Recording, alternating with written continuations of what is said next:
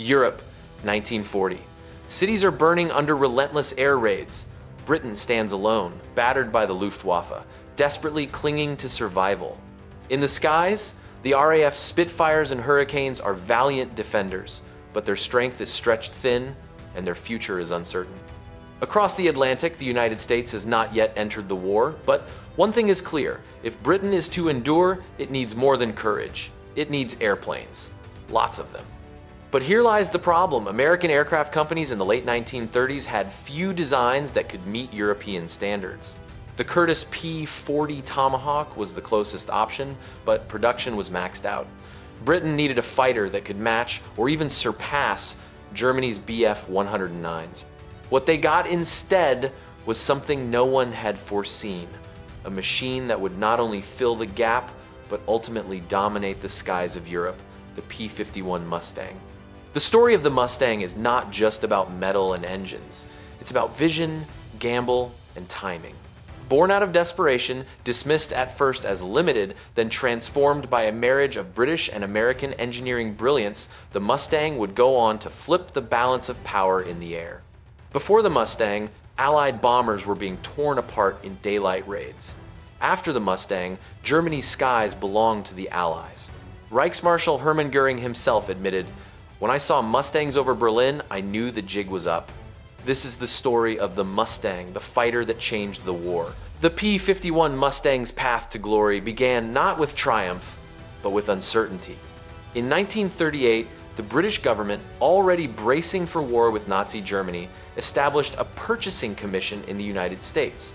At its head was Sir Henry Self, a determined official tasked with finding aircraft for the Royal Air Force.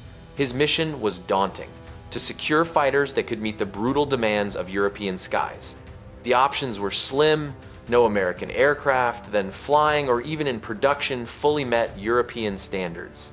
The Curtiss P-40 Tomahawk came the closest, but Curtiss-Wright's production lines were already stretched to capacity. Britain would need something more. Enter North American Aviation. The company was underutilized, best known for producing the Harvard trainer, but it had greater ambitions. Its president, James Dutch Kindleberger, approached Self with a bold pitch not to build the P-40 under license, as Self had originally asked, but to design and deliver an entirely new fighter. Kindleberger promised he could do it faster than setting up production for the outdated Curtiss design, and with the same Allison V1710 engine already in use, it was a gamble, but one that caught Self's attention. What followed was a remarkable feat of engineering.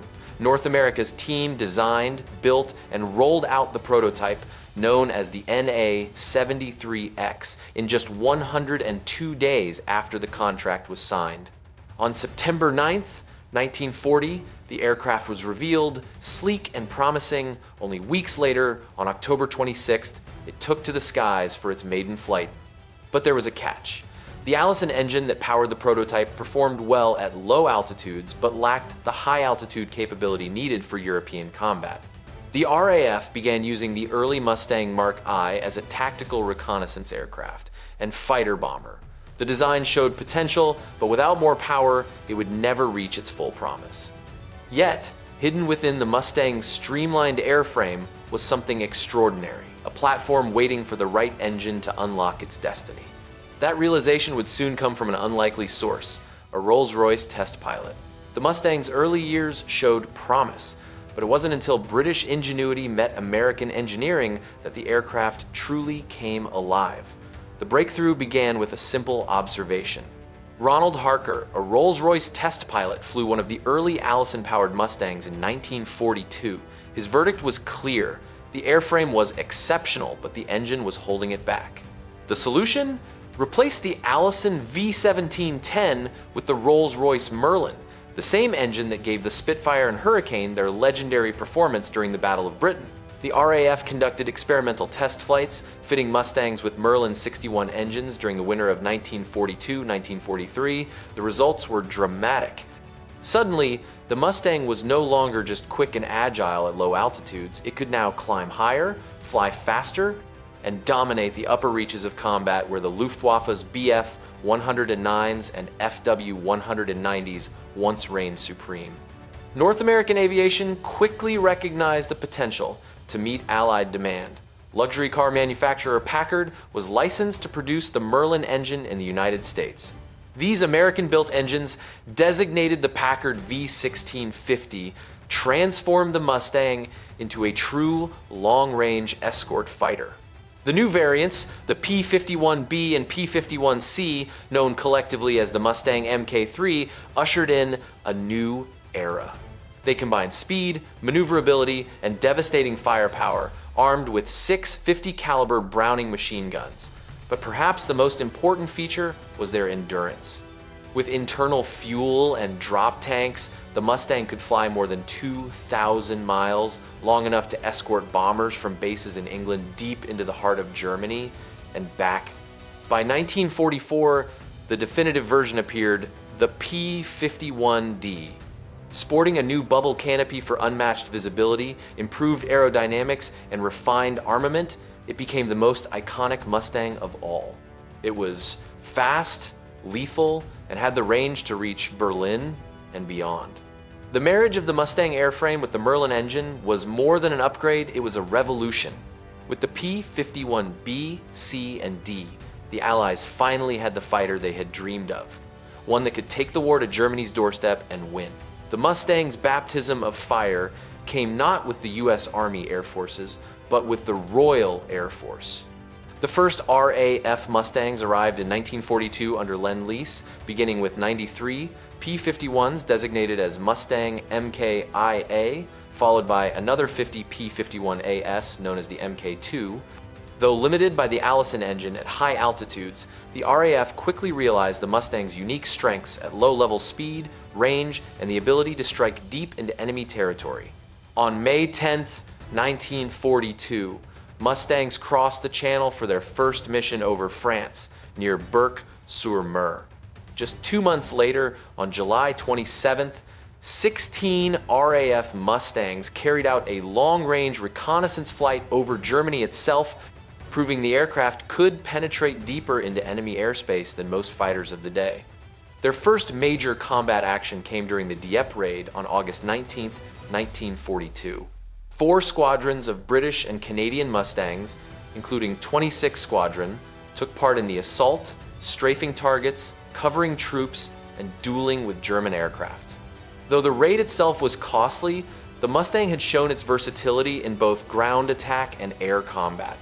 As the war ground on, the RAF expanded Mustang operation. They became a vital tool in hunting down Germany's V-1 flying bomb launch sites, as well as conducting low-level strikes against locomotives, canal barges, and even parked aircraft across Europe. In just 18 months, RAF Mustang, MKIA, and MKIAS destroyed or heavily damaged more than 200 locomotives, over 200 barges, and an untold number of enemy aircraft on the ground, all while losing only 8 Mustang. At sea level, the aircraft was practically untouchable. No German fighter could match its speed at low altitude, allowing RAF pilots to slip in, strike hard, and escape before the enemy could react. These early missions proved something crucial. The Mustang was more than just a stopgap. Even with the Allison engine, it was a formidable weapon in skilled hands. And with the Merlin-powered version soon arriving, the stage was set for the Mustang to take on its most critical role of the war, saving the bombers. By late 1943, the Allied air campaign over Europe was hanging by a thread. The Royal Air Force bombed only at night, when darkness offered some protection. The US Army Air Forces, however, clung to a dangerous doctrine that the bomber will always get through. It was believed that tight formations of heavily armed B-17s and B-24s could fend off enemy fighters on their own. Reality would prove otherwise. As the 8th Air Force launched daylight raids deep into Germany, losses became catastrophic. The Schweinfurt-Regensburg mission of August 1943 saw 60 bombers shot down out of 376. 2 months later, on October 14th, another raid cost 77 bombers. Out of 291, a staggering 26% loss rate in a single day. Crews called it Black Thursday. Without a fighter that could stay with them all the way to the target and back, the bombing campaign was unsustainable. Several stopgap solutions were tried, The Boeing YB-40, a B-17, turned into a gunship escort, proved clumsy and ineffective. The Lockheed P-38 Lightning and Republic P-47 Thunderbolt had range, but not enough to follow bombers all the way to Berlin. What the Allies needed was something thought to be impossible: a single-engine fighter with the range of a bomber. That impossible solution arrived with the Merlin-powered Mustang. In July 1943, a U.S. Army Air Forces report declared the new P-51B the most promising aircraft for the long-range escort mission. With external fuel tanks and superb efficiency, the Mustang could finally accompany the bombers from England deep into Germany. The turning point came on March 6, 1944. More than 800 American bombers, escorted by over 900 fighters, including hundreds of P-51 Mustangs, struck Berlin in broad daylight. For the first time, the Reich's capital was under heavy daylight bombardment, and the bombers returned with losses far below the bloodbaths of 1943. From that moment on, the balance shifted. The Mustang wasn't just another fighter, it was the missing piece that turned the tide of the air war over Europe. With the Mustang now flying alongside the bombers, the air war over Europe changed almost overnight. Where once the Luftwaffe had cut through American bomber formations with impunity, they now faced a fighter that could not only keep pace with the bombers, but outrun, outclimb, and outfight Germany's best. The P-51B and C models, followed by the refined P-51D with its iconic bubble canopy, gave Allied pilots a decisive edge. At altitudes above 20,000 feet, once the hunting ground of the Messerschmitt Bf 109 and Focke-Wulf Fw 190, the Mustang proved faster, more maneuverable, and more lethal. Equipped with 650 caliber Browning machine guns, it tore through German formations. The numbers tell the story. In October 1943, before the Mustang's arrival, U.S. bomber missions saw nearly 10% of aircraft lost and almost half damaged. By February 1944, with Mustangs now flying escort, those figures had dropped to just 3.5% lost and 29% damaged. The difference was nothing short of dramatic. Bombers could finally hit their targets and return in numbers that made the campaign sustainable. But beyond statistics, the Mustang dealt a psychological blow. Luftwaffe aces like Heinz Pritzel-Baer admitted that the Mustang was the most difficult Allied fighter to face, fast, agile, and deceptively hard to spot in combat. British test pilot Captain Eric Winkle Brown once quipped that while he'd choose the Spitfire in a dogfight, he'd never want to be flying it over Berlin, because unlike the Spitfire, the Mustang had the range to get him home. Even Hermann Göring, commander of the Luftwaffe, could not deny the shift. Looking up one day to see American Mustangs circling above Berlin, he reportedly said, "When I saw Mustangs over Berlin, I knew the jig was up." From 1944 onward, Germany's skies no longer belonged to the Luftwaffe, they belonged to the Mustang. The Mustang's dominance wasn't confined to the skies over Germany. By 1944, it was being flown by a wide range of units, from Europe to the Pacific, each writing their own chapter in its legacy. Among the most famous were the Tuskegee Airmen. Trained at a segregated base in Tuskegee, Alabama, these pioneering African-American pilots of the 332nd Fighter Group became known as the Red Tails for the distinctive paint on their aircraft. Flying escort for U.S. bombers, they earned a reputation for skill, courage, and discipline. Together with the 99th Fighter Squadron, they flew more than 15,000 sorties, destroyed hundreds of enemy aircraft and vehicles, and proved beyond doubt that valor knows no color. Their story remains one of the Mustang's most enduring legacies. Meanwhile, in the Pacific Theater, the Mustang was called upon for some of the longest missions of the war. Beginning in early 1945, P-51Ds flying from Iwo Jima escorted Boeing B-29 Superfortresses on their perilous bombing runs to Japan. With its exceptional range, the Mustang could finally give America's heavy bombers the protection they needed as they struck deep into enemy territory. For many bomber crews, seeing Mustangs above the formation meant survival. The Mustang was not just an escort either. Fitted with bombs or rocket launchers under its wings, the P-51 became a formidable ground attack platform.